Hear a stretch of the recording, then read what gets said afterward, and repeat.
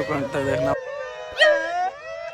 कहो भैया कैसन उनके घर में बड़ी भीड़ लगल है। अरे वो जोखू ना रहना है, रतिया ठंडी मार दिले खत्म होगी ना बेचारू।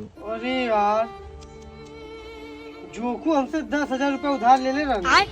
अच्छा छोड़ा जाए दाब, चल गई का पैसा ले। लेकिन एक बात है भैया, बनैले बहुत रहने तब आज उनके द्वारे इतना मनई आयल हुआ। बनैले उनैले कुछ ना, उनके द्वारे जितना मनई आयल हो कुल अपन उधारी पैसा लेवा आयल हो।